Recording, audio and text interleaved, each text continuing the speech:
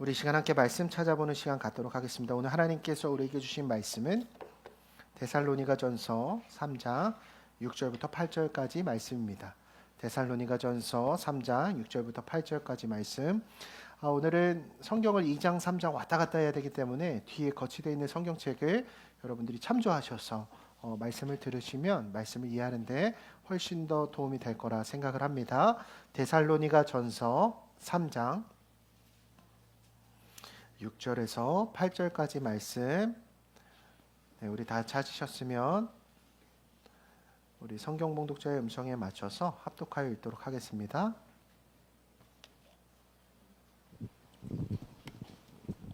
성경 봉독하시겠습니다. 지금은 디모데가 너희에게로부터 와서 너희 믿음과 사랑의 기쁜 소식을 우리에게 전하고 또 너희가 항상 우리를 잘 생각하여 우리가 너희를 간절히 보고자 함과 같이 너희도 우리를 간절히 보고자 한다 하니, 이러므로 형제들아, 우리가 모든 궁핍과 환난 가운데서 너희 믿음으로 말미암아 너희에게 위로를 받았노라. 그러므로 너희가 주 안에서 굳게 선즉 우리가 이제는 살리라. 아멘. 우리 옆에 있는 성도들과 이렇게 인사하겠습니다. 제가 당신의 믿음의 본이 되겠습니다. 네, 옆에 있는 사람들을 보고 여러분들이 신앙생활 하시면 됩니다. 우리는 계속해서 데살로니가전서 본문을 통해 은혜를 나누고 있습니다. 이 데살로니가라고 하는 지역이 도시라 그랬죠. 겉으로는 굉장히 화려해 보이지만 그 속에서는 끊임없는 경쟁, 그로 인한 불안, 그리고 그로 인한 우상 숭배와 음란이 가득했던 곳이 바로 데살로니가라고 하는 도시라고 했습니다. 그런 척박한 환경 속에서 교회가 세워졌습니다. 유대인들의 핍박과 조롱이 끊임없었고, 또 담임자였던 바울이라고 하는 목회자는 얼마 담임을 하지 못하고 그 지역으로부터 쫓겨날 수밖에 없었습니다. 근데 그 열악한 상황 가운데 세워졌던 교회가 망했어요? 아니면 부흥했어요? 부흥했다고요. 모든 교회의 본이 되는 데살로니가인의 교회로 세워질 수 있었다라는 거예요. 어떻게 그런 일이 가능하다 그랬죠? 사람의 노력으로 가능하지 않았다고요.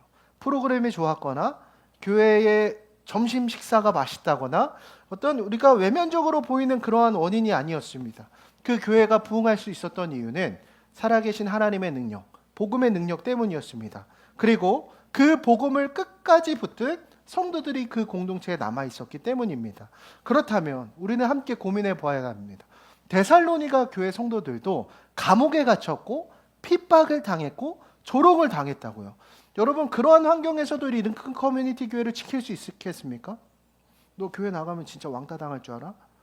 너 링크 커뮤니티 교회 출석하잖아? 이제는 대학 입시 원서 낼 수 없어. 여러분, 그래도 이 공동체 지킬 수 있겠습니까? 대답을 흔쾌히 해주지 않고 있습니다. 어렵겠죠. 근데 그럼에도 불구하고 데살로니가 교인들은 어떻게 그 교회를 끝까지 지킬 수 있었을까?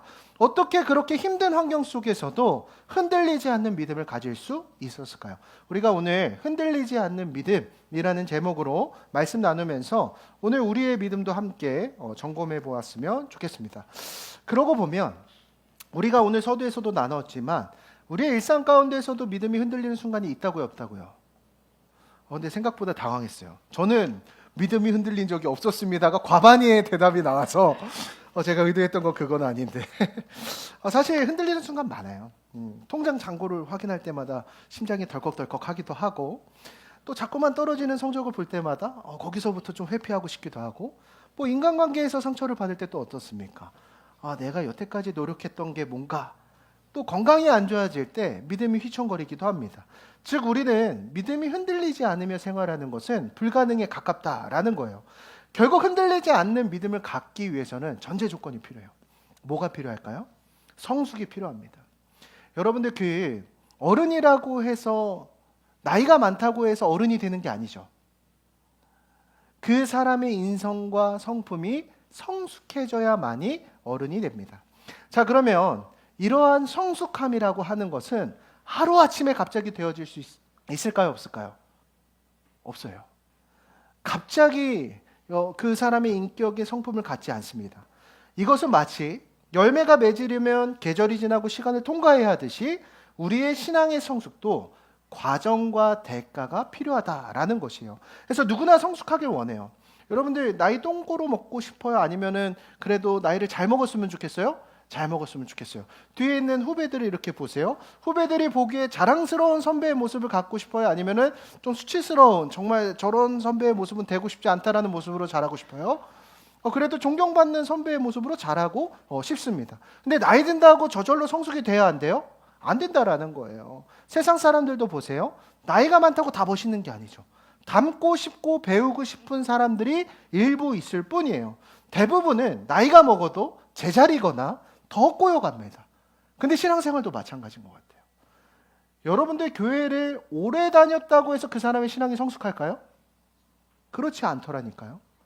신앙생활을 모태신앙부터 꾸준히 했다라고 하지만 그 사람의 신앙생활을 봤을 때 닮고 싶은 모습이 하나도 보이지 않는 사람들도 훨씬 더 많다라는 거예요. 결국 우리의 신앙도 그렇고 우리의 성품도 그렇고 가만히 있으면 자라요, 안 자라요? 안 자란다라는 것을 우리는 알 수가 있습니다. 근데 오늘 본문에서는 어떻게 데살로니가 성도들은 바울이 떠났음에도 지속적으로 성장하고 견고한 믿음을 갖출 수 있었는지를 보여주고 있다라는 거예요. 그래서 오늘 본문 속에서 이 데살로니가 성도들의 그 믿음의 성숙을 함께 보면서 우리의 믿음의 성숙을 어떻게 해야 되는지 함께 찾아보는 시간을 갖도록 하겠습니다. 자, 그럼 본문 돌아와서 2장의 말씀부터 봐야 되거든요.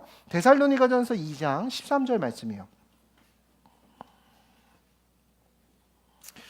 데살로니가전서 2장 13절의 말씀 우리 함께 읽어보도록 하겠습니다. 시작. 이러므로 우리가 하나님께 끊임없이 감사함은 너희가 우리에게 들은 바 하나님의 말씀을 받을 때에 사람의 말로 받지 아니하고 하나님의 말씀으로 받음이니 진실로 그러하도다. 이 말씀이 또한 너희 믿는 자 가운데에서 역사하느니라. 아멘. 여러분, 믿음의 성숙에는 두 가지의 동력이 필요합니다.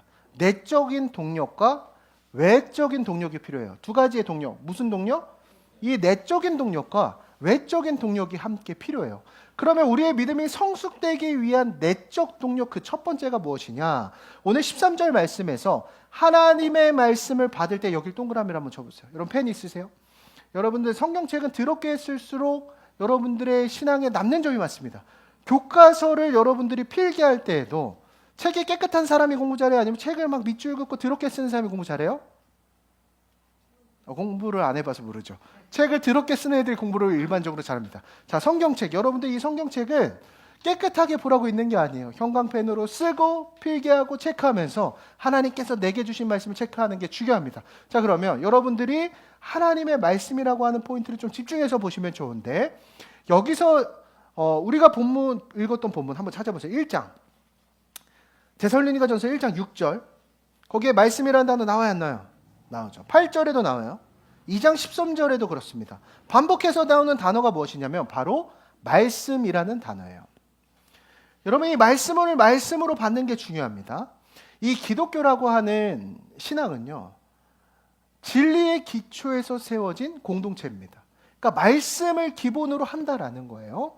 그래서 우리가 막 이렇게 유튜브에서 막 신앙생활하면서 뭐 환상을 보고 하나님의 음성을 듣고 그러한 체험보다 중요한 게 있습니다. 그건 뭐냐? 우리가 믿는 내용이 중요합니다.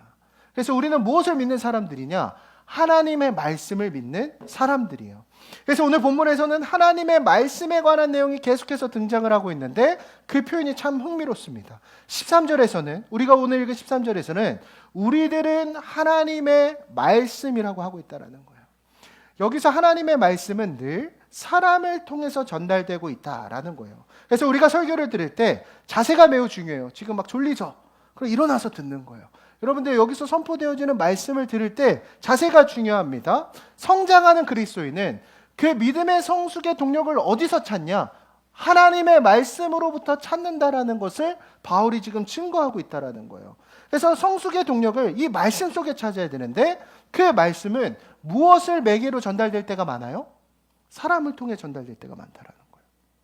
그래서 여러분들이 이 설교를 들을 때 이 선포되는 말씀이 강요한 목사님이 여기 앞에서 또 재밌게 어떤 스탠드업 코미디를 하듯이 이런 말들을 하겠다라고 듣는 것이 아니라 여기서 선포되어지는 말씀을 여러분들이 뭐로 들으셔야 돼요? 이 성경 말씀을 곱씹어 우리에게 말씀하시는 하나님의 음성으로 들을 수 있어야 된다라는 거예요. 물론 여러분들이 스스로 주중에 성경책 읽을 수 있죠. 그렇지만 그 순간에도 우리가 받아들이는 내용은 내가 해석한 하나님의 말씀이죠. 그러다 보니까 우리가 이 성경을 봐도 나의 신앙의 수준만큼 이 성경이 읽혀집니다. 여러분들에게 성경책 주중에 읽으라고 딱 해요. 그랬을 때 여러분들에게 공통적으로 나오는 피드백이 있어요. 그게 뭐냐?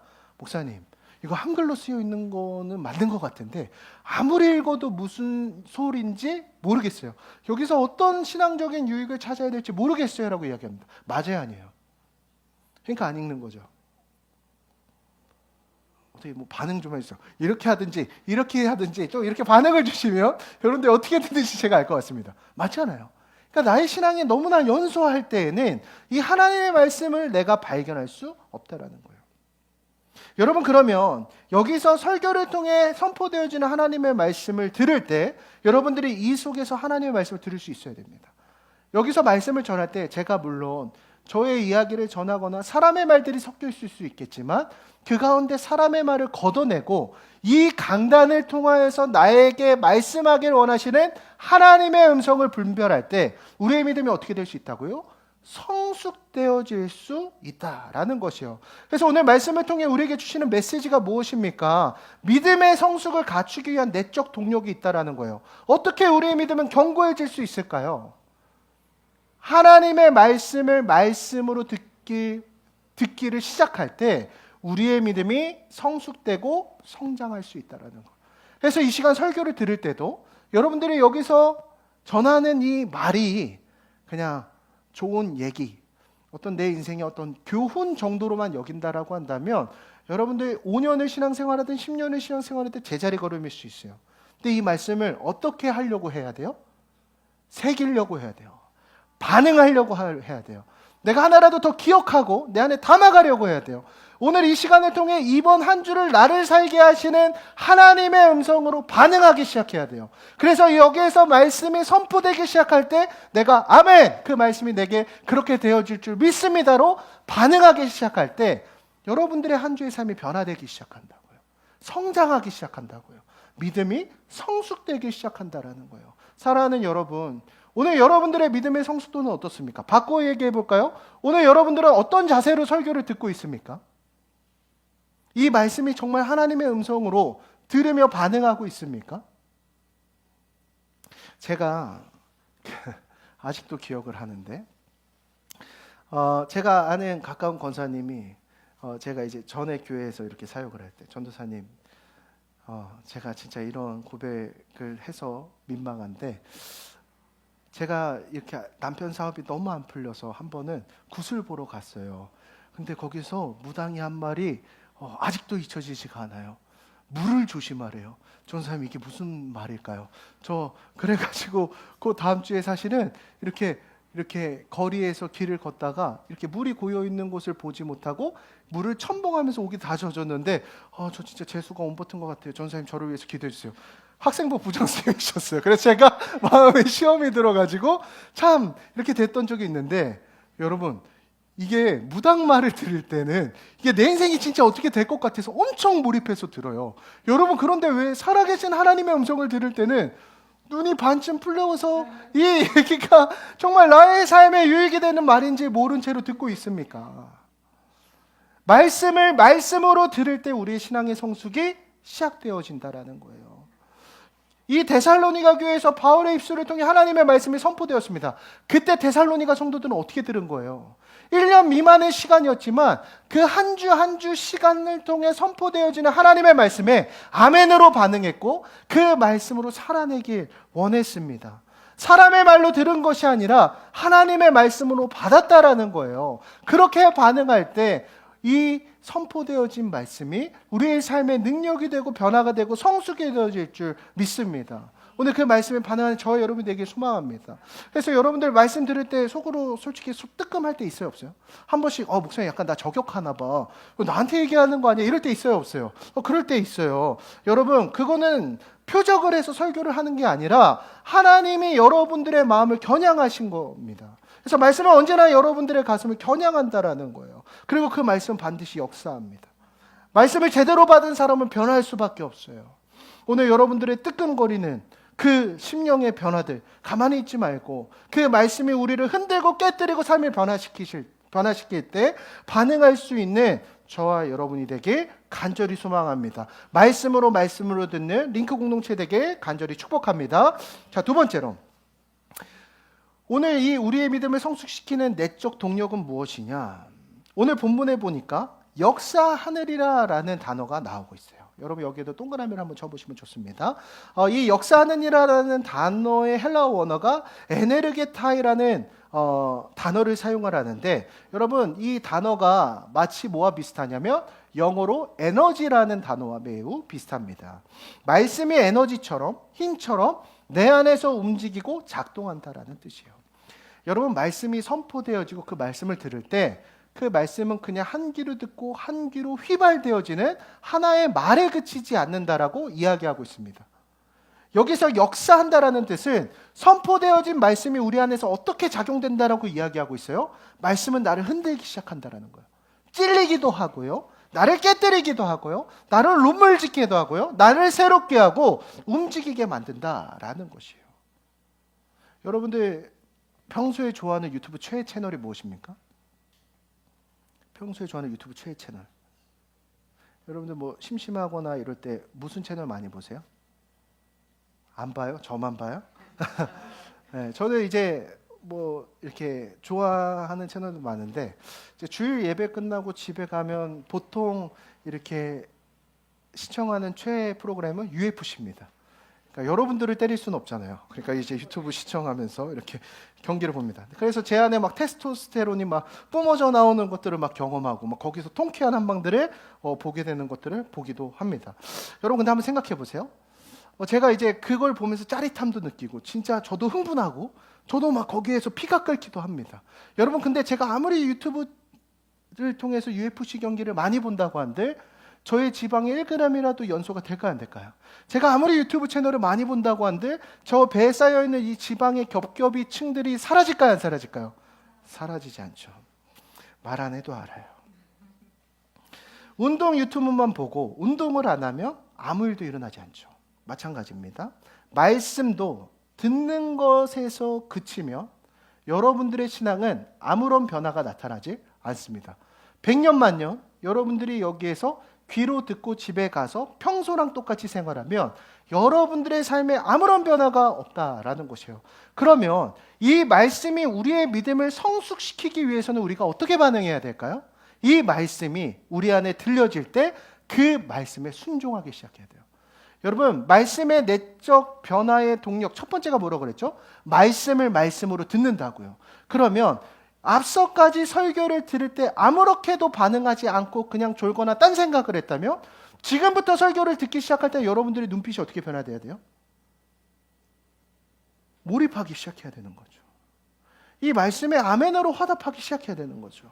그리고 셀 모임에서 나눈 이야기들을 여러분들의 일상 가운데 실제로 실천하기를 시작해야 됩니다. 오늘 말씀은 우리에게 질문합니다. 말씀을 듣고 지금 나의 삶은 무엇이 변화되고 있습니까? 지난주에 우리가 설교를 통해 함께 나누었어요. 그 믿음의 공동체를 세우는 것이라 그 믿음의 본이 되는 삶을 통해서 믿음의 공동체가 세워진다고 했습니다. 여러분 그럼 이번 한 주 동안 여러분들의 일상 속에서 실제로 믿음의 본이 되는 삶을 살아가기 위해 애쓰고 싸웠냐라는 거예요. 내가 내 가족에게, 우리 다른 링크 공동체원들에게 내가 믿음의 사람으로서 믿음의 본이 되기 위해서 실제적인 행동의 모습이 있었느냐? 오늘 성경은 이야기하고 있어요. 했습니까? 아니면 듣는 것에서 그쳤습니까? 오늘 우리에게 주시는 메시지가 있습니다. 그게 무엇입니까? 말씀에 구체적으로 반응하기 시작할 때 오늘 우리의 믿음의 성숙이 나타난다라는 거예요. 뭐 하기 시작할 때요? 말씀에 반응하기 시작할 때. 그래서 저는 우리의 셀모임이 좀 변화됐으면 좋겠어요. 여러분 우리 셀모임 때 나눈 질문들을 하면은 대부분 나누는 내용들이 이번 주에는 하나님을 조금 더 사랑해 보려고요. 도대체 어떻게 하는 거예요? 너무 추상적이잖아요. 이번 주는 부모님께 욕을 좀 안 해보려고요. 언제까지 그것만 이야기할 거예요? 구체적인 삶의 실천들을 해보라는 거예요. 하나님 열심히 믿겠습니다. 기도를 한번 시작해 보겠습니다. 허공을 맴도는 이야기들은 그만할 때가 되지 않았습니까? 이제는 그 믿음의 실천들을 하기 위해서 실제적인 나의 삶의 행동 강령들이 바뀌기 시작하는 거예요. 여러분 아무리 PT를 열심히 받아도 식단을 조절하지 않으면 저처럼 되는 거죠. 갑자기 자폭을.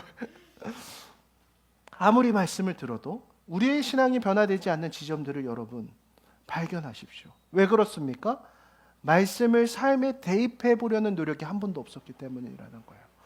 오늘 우리의 신앙의 성숙은 말씀을 내 삶에 실천하기 시작할 때 성숙되어질 줄 믿습니다. 그러면 이번 한 주 우리의 삶 가운데 어떤 실제적인 노력들을 할 건지, 실제적으로 나는 말씀을 어떻게 읽기 시작할 건지, 실제적으로 나는 언제 어떻게 기도를 몇 분 동안 할 것인지를 함께 나누어 보십시오. 그렇게 되어지기 시작할 때 이제 진정한 변화가 나타날 줄 믿습니다. 우리 본문으로 돌아와서 데살로니가전서 2장 17절 말씀입니다.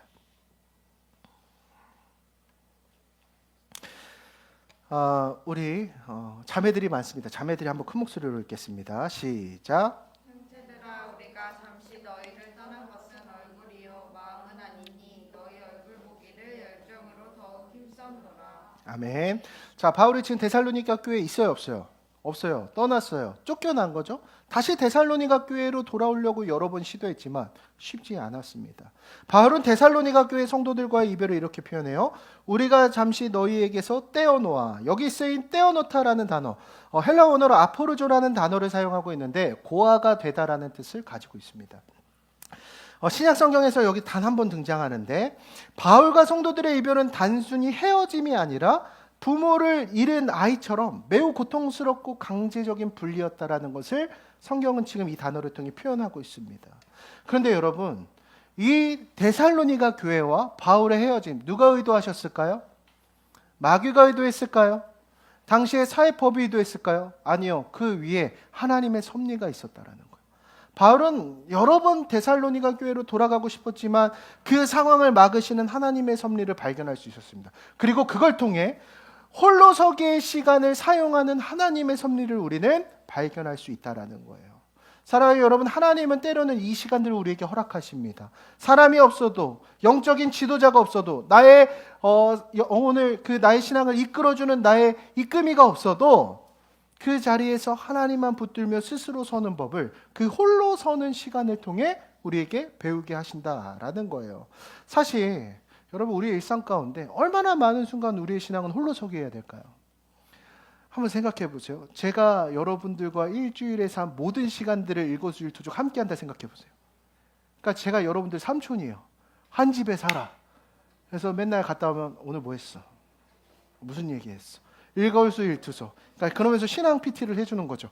다음부터는 엄마한테 그런 식으로 말하지 마. 엄마한테 엄마 사랑해요.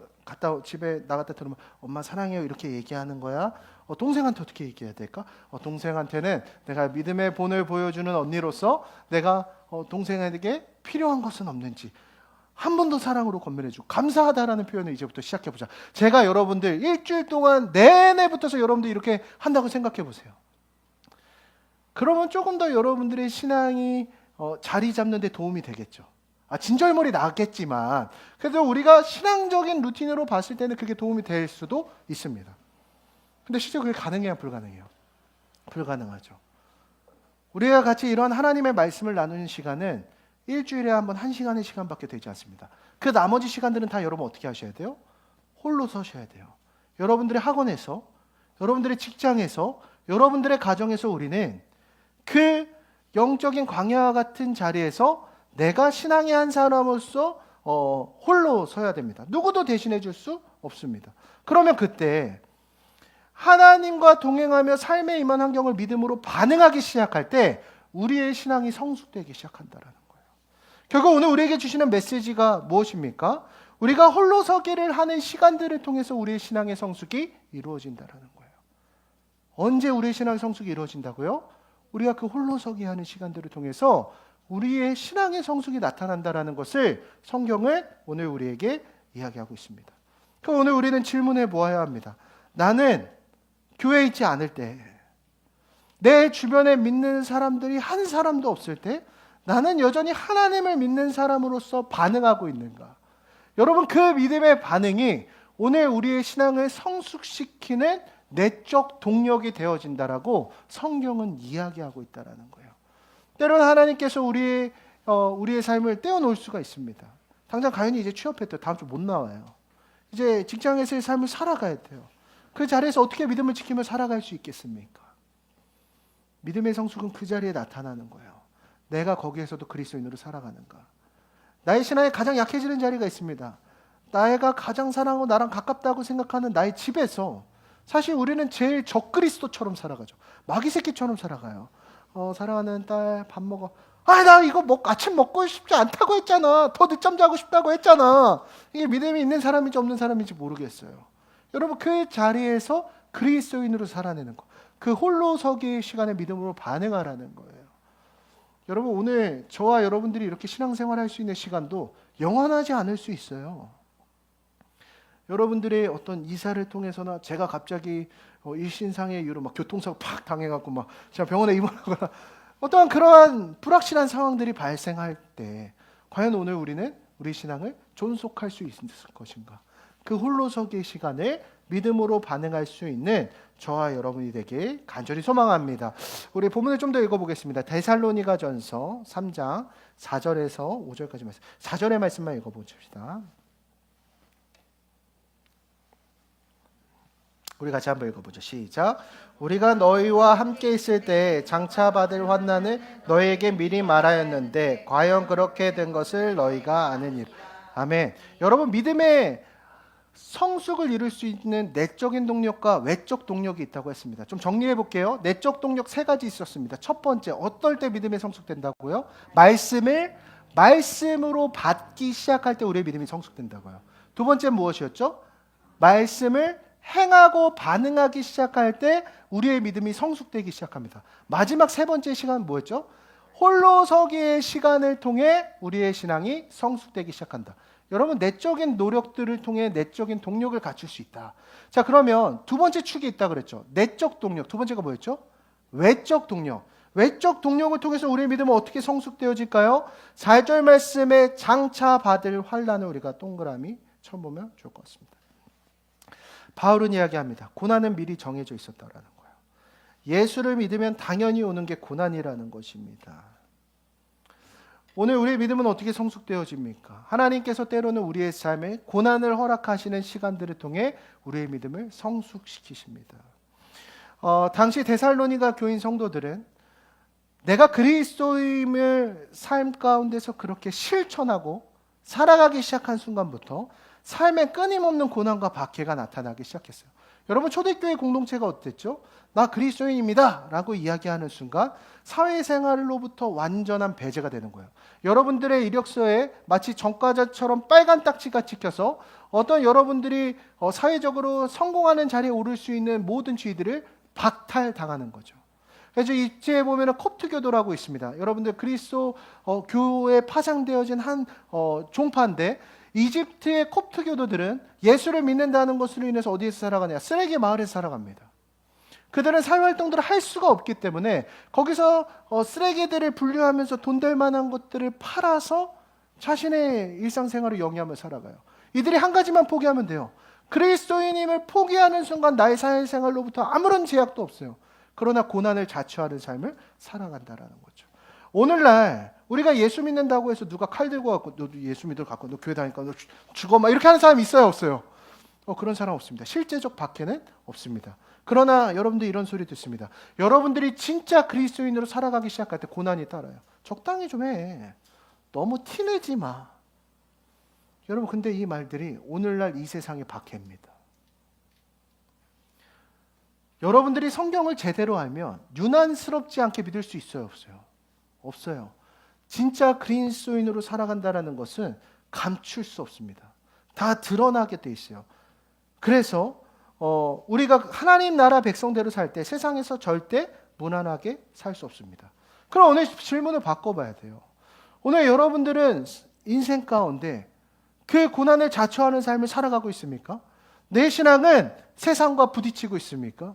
여러분 내가 나의 일상 가운데 고난이 없던데요? 나의 일상 너무 평탄해요. 여러분 바꿔 얘기하면 내 신앙이 성경적으로 살고 있지 않다라는 반증이 되어지기도 합니다. 어떻게 예수를 믿는데 고난이 안 따를 수가 있죠? 오늘 예수님께서는 너희가 나를 따라오려거든 십자가를 지고 따라오라라고 말씀하셨는데 왜 내 삶에 아무런 고난과 박해가 따라오지 않고 있죠? 오늘 우리가 고난을 피하기 시작하는 순간 우리의 신앙의 성숙은 멈출 수밖에 없습니다. 우리의 신앙은 부딪힘 속에서만 근육이 붙는다라는 거예요. 편안함을 선택하면 결국 그 편안함이 내 신앙을 썩게 만듭니다. 제가 어저께 장문에 글을 옮겼어요. 제가 하나님께 이렇게 기도했습니다. 주님, 저 더 실패하게 해주세요. 작년에 제가 번 연봉을 보니까 괜찮더라고요. 강의하고 목회 외부 일정들 이렇게 감당하고 보니까 1년 연봉을 이렇게 헤아려서 따져보니까 그렇다고 막 엄청 많은 거는 아니지만 그래도 이 정도면 내가 목회를 계속해서 이어나갈 수 있겠다라는 생각을 했더랬습니다. 근데 제가 그러한 재정적인 안정에 취하기 시작했을 때 제가 그리고 그 작년만큼 수많은 외부 집회나 어떤 강단에 서서 말씀을 선포한 적이 없었던 것 같은데 그때 제 안 가운데 불안함이 안에서 겉돌기 시작했어요. 어떤 불안함이었느냐?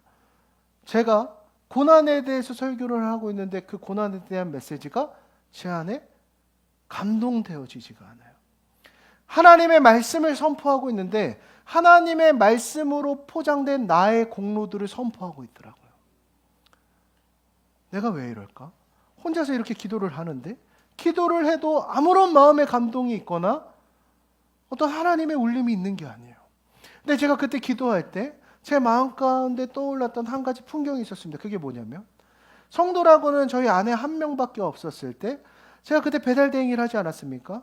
그때 비가 오는 날 막 제 몸에 쉰내가 날 정도로 그렇게 배달 일을 하다가 제 신세가 너무 처량해서 아무도 없는 예배당에 들어가서 잠시 쉬면서 기도인지 통곡인지 모르고 그 기도를 했을 때 하나님께서 그 마음 가운데 부어주셨던 감동들이 있었거든요.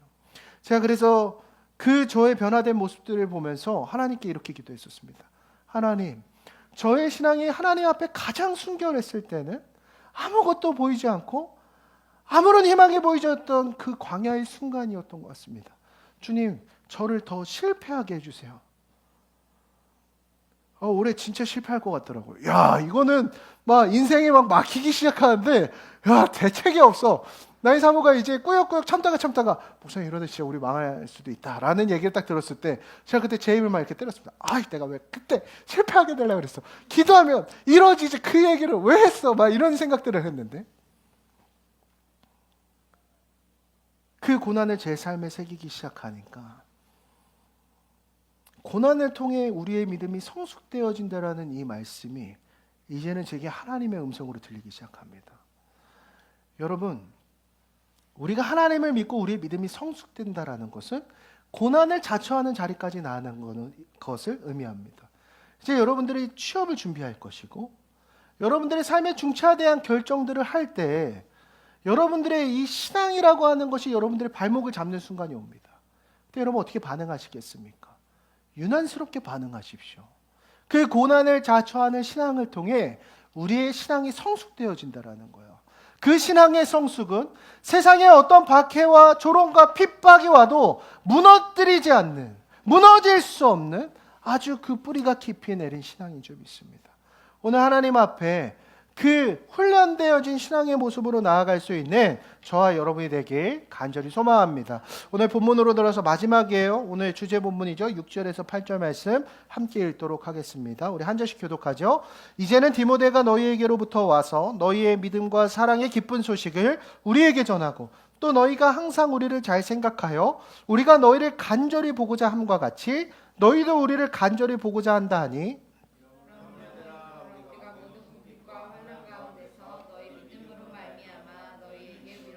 함께 있습니다. 그러므로 너희가 주 안에 굳게 선즉 우리가 이제는 살리라. 아멘. 바울은 마지막으로 고백합니다. 너희가 굳게 섰으니 우리가 산다. 여러분, 바울의 신앙을 굳게 붙잡고 있는 것은 성도들의 믿음의 소식입니다. 그리고 이 데살로니가 교회 성도들이 굳게 설 수 있었던 것은 바울의 믿음의 삶을 통해 설 수 있었습니다. 이건 무엇을 이야기하고 있죠? 우리의 믿음은 개인의 문제가 아니라는 거예요.